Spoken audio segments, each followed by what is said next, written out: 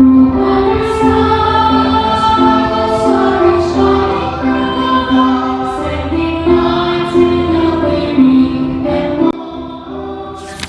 po po nga. Padayon nga po sa pagpanganagad sa Ginoo na kiyapunta diriatan na fellowship sa atong church. Salamat kasi din yung mga naayon ko. Ang akong sakit mula January, mga December, lumatang. Salamat sa Ginoo nga hindi ko gibago. Thank you, Lord. Thank you, Pastor, sa mga prayer. Amen. Salamat ko sa Ginoo nga nagauban siya sa kanunay sa among ibong pamilya kundi sa atong tanan diri nga niya karon gabi una. Masalamat kayo po dari si Bahana. Masalamat po ko ka pastor. Masalamat po sa tibok tuig nga nakabalik ni sa pagsimba. O mapasalamaton kay ko nga tanang prayer namo gihatag sa Ginoo karong tuiga. Salamat po sa Ginoo sa tibok tuig nga protection niya po niyang family. Although usay na di makasimba ng mga pintasyon, mga kaluyaw, pero kung magsaling lang ito sa Ginoo, malapasan lang ito. Amen. Salamat po sa tanan sa Ginoo sa pagkadawgan sa mga year. Sa mga nag-aaral kanang pahibuna sa aming pinag-uwit sa family, anak. Wala kayo ng tuwing, wala kayo ng hospital, wala kayo ng hospital. Kaya praise of God. So, these are big big blessings mangyayari sa Ginoo sa family. Si Mike Kulia. Pagkaganda naman pasang pamilya pa. Punta na akong mga anak ko na matakot dito diri. Salamat sa prayer church. So, sa ayon sa Ginoo, laksya sa Ginoo na wala kayo pasagtay sa Ginoo. Sa po niya, kapag magpiyasan, pasagtay sa Ginoo. Daw ginapalami sa Ginoo na from the beginning na nahimok kanyang anak or from the beginning nag-improve na to sa Ginoo, nag-promise niya na di na niya biyaan ang kaligdan. So wala rin niya ipakyas. Sugat sa pagsugod or from the start na nahimok kong kasuhanan until karon na nagka-panatubog ang pagaling-galing. Tinulog yun, ang akong relasyon sa Ginoo, mas kanang hugot. Kaya naman si Pastor, siya man ang akong nahimong guide. Kanana lang yung Wednesday na prayer meeting, grabe yun na siya kabanganan. Sa tinulog lang, no? Kaya ilan ako makatestimony yun ko, anak, gano'n ang panahon, nagkaroon pa lang ako, mag-pray, pagkaroon ako sa balay, answered prayer na. Proverbs 3:5-6. Trust in the Lord with all thine heart and lean not unto thine own understanding. In all thy ways acknowledge Him, and He shall direct thy path. Pasalamat kayo sa Ginoo sa tibok tuig na hindi matag sa atua, sa atong mga kinabuhi, mga kitang church members, labi na sa akong family. Pasalamat po na sa tibok tuig, iyagin yung gibanan kanunay, tagamit ng panglawas, bisan pa man sa mga pagsulay, labi na sa ako ang sa akong panlawas. Ako pasalamat sa Ginoo po kayo tungkol sa ihimog niya na kadaogan ng tuiga. Una sa tanan ang building na kapasakti. Ikadua, ang mga members ng pabilin na nagsuporta para sa building. Nagkahinay sa to, hinagmay pero kanunay.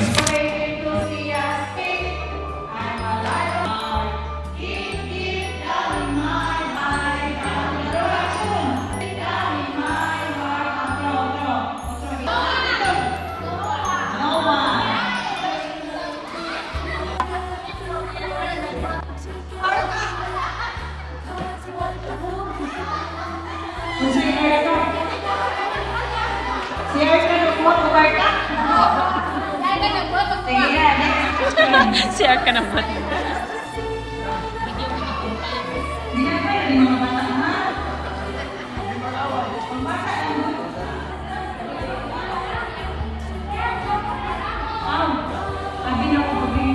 Revelation chapter 21 verse 11. Revelation chapter 21 verse 11. Fourth word from the last.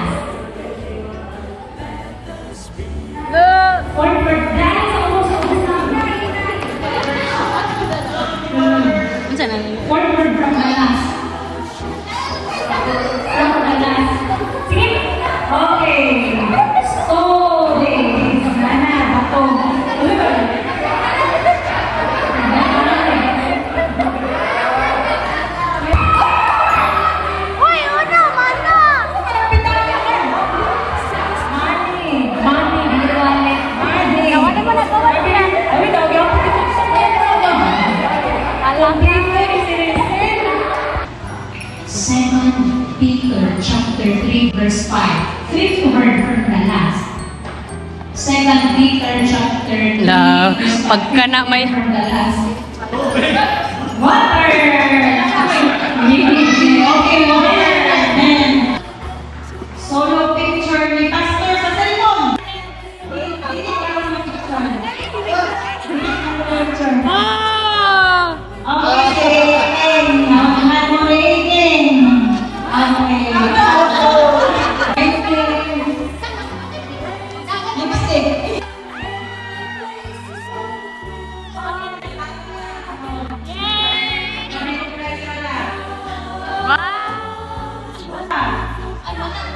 Mascara! Mascara!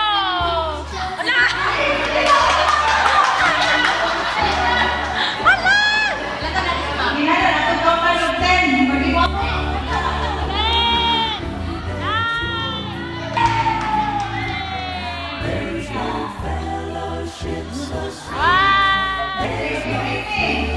Uban! Uban! Ani, ginala dito. O, ginala dito. Isa ka uban na kayo. Isa ka uban.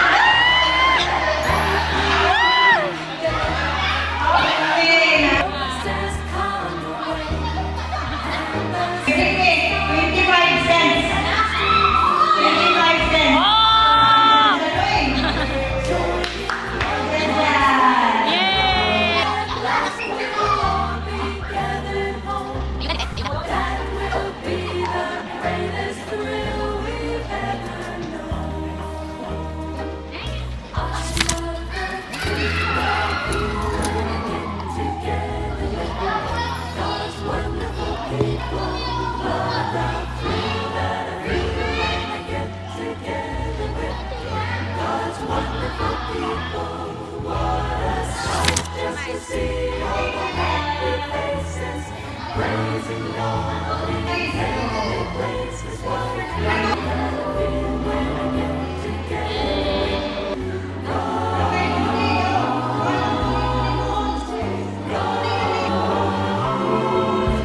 Three! Smile! Get one. Then open your wallet. Then you got the number. One. Practically. Sa inyong pangalan ay pangatlo sa ninyo. Okay, ready? Kuya, takat na. 1, go!